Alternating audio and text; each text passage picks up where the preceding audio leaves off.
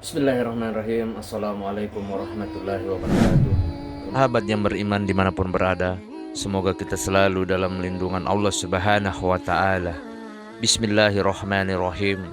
Allahumma salli ala Sayyidina Muhammad wa ala ali Sayyidina Muhammad.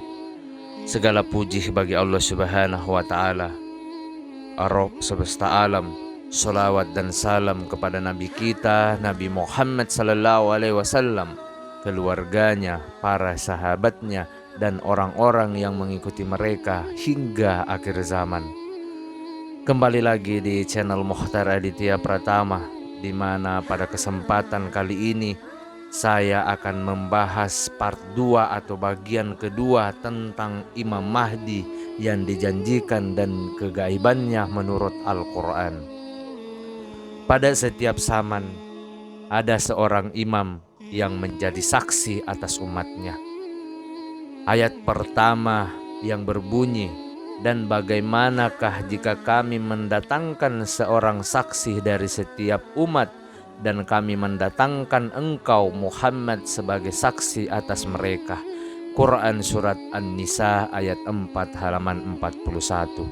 Kemudian ayat yang kedua yang berbunyi, "Dan ingatlah pada hari ketika kami bangkitkan seorang saksi dari setiap umat, kemudian tidak diizinkan kepada orang yang kafir untuk membela diri dan tidak pula dibolehkan memohon ampunan."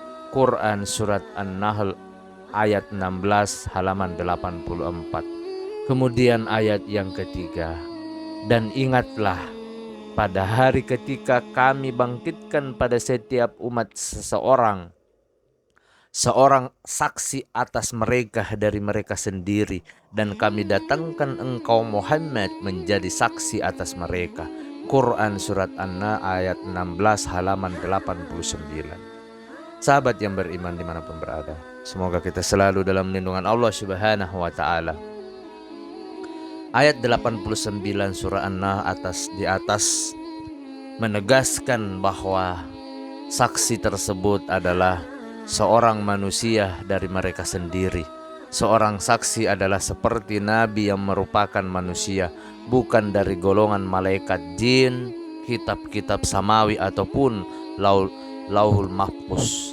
Lagi-lagi hal ini menguatkan pembahasan ayat sebelumnya, surat Al-Isra ayat 71 sampai 72, bahwa imam yang dimaksud adalah individu, bukan kitab samawi.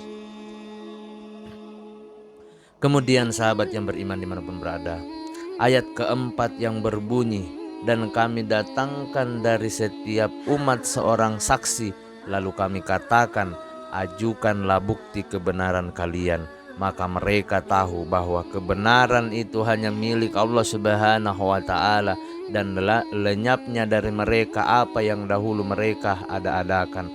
Quran Surat Al-Qasas ayat 28 halaman 75.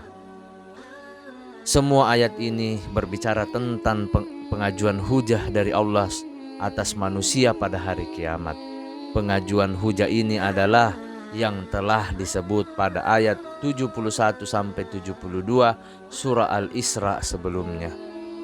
4 ayat ini menjadi pendukung dan menguatkan dalil kepastian adanya iman hak atau umat di setiap masa yang berkaitan dengan petunjuk atau kesesatan dan kesesuaian perbuatan mereka dengan agama Allah Subhanahu wa Ta'ala yang lurus. Sahabat yang beriman dimanapun berada, sudah tentu hujah Allah atas makhluknya adalah seseorang yang memahami syariat ilahi agar mampu memberikan petunjuk kepada manusia menuju Allah. Berikutnya, dia juga seorang yang menjadi perantara dan saksi amal-amal umatnya sehingga dapat melaporkannya di hari kiamat kelak. Saksi haruslah seseorang yang hidup di zamannya, bukan orang yang telah wafat, sebagaimana ditunjukkan oleh firman Allah Subhanahu wa Ta'ala melalui lisan Nabi Isa alaihissalam yang berbunyi, "Dan aku menjadikan saksi terhadap mereka selama aku berada di tengah-tengah mereka, maka setelah engkau mewafatkanku, engkaulah yang menguasai atau mengawasi mereka, dan engkaulah yang maha menyaksikan atas segala sesuatu. Quran Surat Al-Ma'idah ayat 5 halaman 117. Sahabat yang beriman dimanapun berada, ayat-ayat tersebut menggunakan bentuk kata tunggal, sahih bukan syuhada. Hal ini menunjukkan bahwa saksi atas suatu kaum hanyalah satu untuk satu zaman dan hidup semasa dengannya, sebagaimana penggunaan kata tunggal imam pada ayat sebelumnya. Hal ini juga menegaskan pendapat yang menyatakan bahwa ayat tersebut berkaitan dengan abdal para pengganti imam. Terminologi pada dunia tasawuf, jadi saksi hanyalah satu orang di setiap zaman, tidaklah lebih. Sahabat yang beriman dimanapun berada, semoga kita selalu dalam lindungan Allah Subhanahu wa Ta'ala. Seorang saksi dan iman haruslah memiliki pengetahuan yang mumpuni. Dia bukanlah manusia biasa. Dia haruslah manusia yang memperoleh anugerah ilahi, sehingga mengetahui aspek batin perbuatan manusia. Karunia ini tidak diraih oleh seluruh umat manusia. Ini adalah anugerah khusus yang diberikan oleh Allah Subhanahu wa Ta'ala kepada para walinya yang suci. Anugerah khusus ini disebut dalam Al-Quran sebagai ilmu Alkitab. Perhatikanlah kisah Ashib bin Barkhiyah yang dengan kemampuannya dapat mendatangkan singgasana Ratu Balkis dari Yaman ke Palestina dalam sekejap mata. Padahal kemampuan tersebut distir oleh Al-Quran hanya sebagian kecil dari ilmu Alkitab. Sahabat yang beriman dimanapun berada, Quran Surat An-Nam ayat 27 halaman 40 berbunyi, seorang yang mempunyai ilmu dari kitab berkata, aku akan membawa singgasana itu kepadamu sebelum matamu berkedip. Maka ketika dia atau Sulaiman melihat singgasana itu terletak di hadapannya, dia pun berkata, ini termasuk karunia dari Allah Subhanahu wa Ta'ala. Sahabat yang beriman dimanapun berada, Ashib bin Barkhiyah adalah wasih yang diperkenalkan oleh Nabi Sulaiman alaihissalam kepada manusia, bahwa dia adalah hujah sepeninggal Nabi Sulaiman alaihissalam. Dari sini juga menjelaskan bahwa seseorang yang memiliki seluruh ilmu Alkitab memiliki kedudukan tinggi dalam wilayah takwiniyah atau otoritas konstruktif.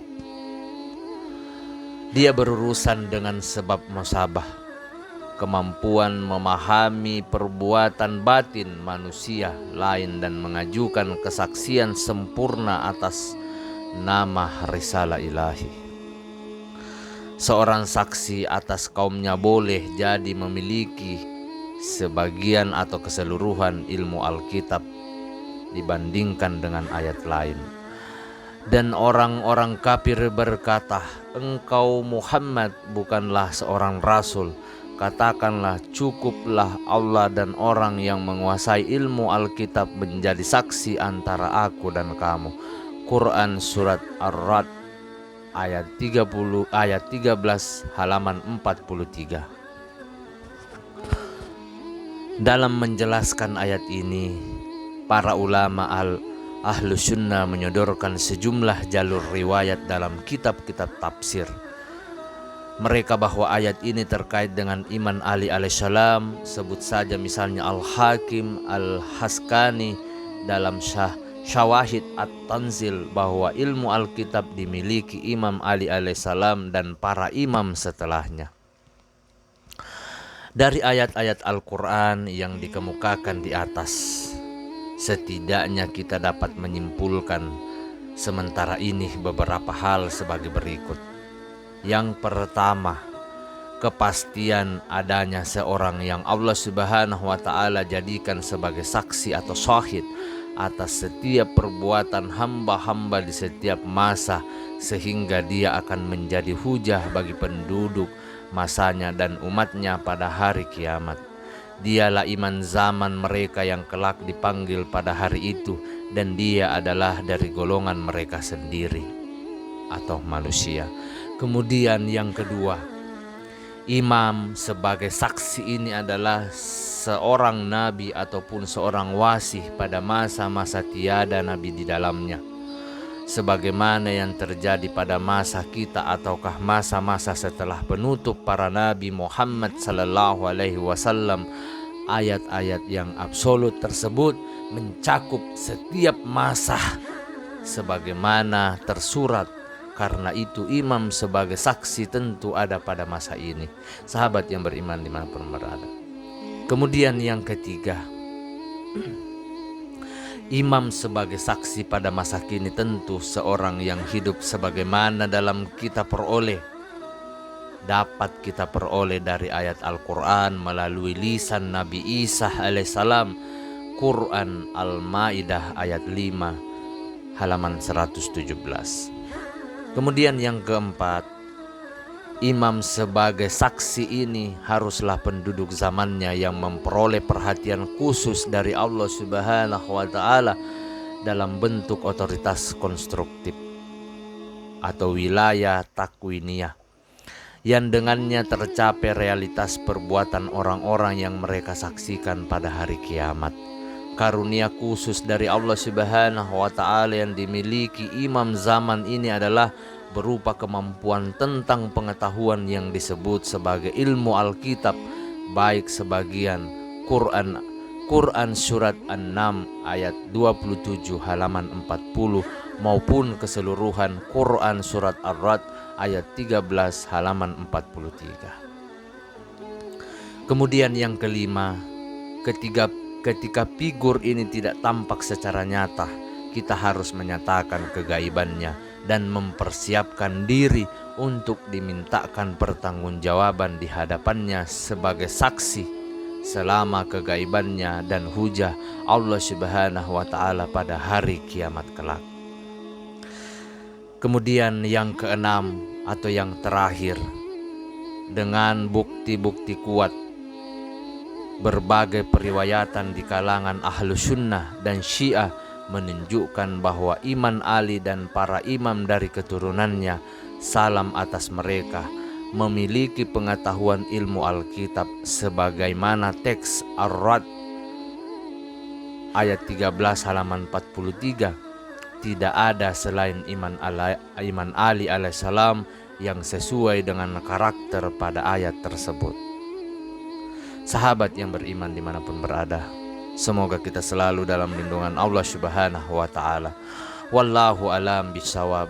Semua kita pasrahkan dan serahkan kepada Allah Subhanahu wa Ta'ala.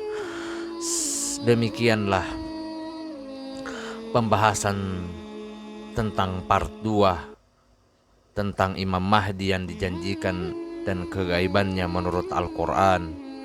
Semoga apa yang saya sampaikan bisa bermanfaat untuk kita semua, terutama untuk saya pribadi. Saya memohon maaf kepada semua yang menonton video ini ataupun semua orang yang melihat video ini tentang pembahasan ini. Saya memohon maaf jika ada salah kata ataupun ucapan dalam video ini. Perlu kita ketahui bahwa kebaikan itu hanya datang dari Allah Subhanahu wa Ta'ala atau hanya milik Allah Subhanahu wa Ta'ala. Keburukan serta kesalahan itu datang dari saya pribadi selaku manusia biasa yang tidak pernah luput akan kesalahan. Akhir kata, subhanakallahumma wa bihamdika asyhadu an la ilaha illa anta astaghfiruka wa atubu ilaik. Wassalamualaikum warahmatullahi wabarakatuh.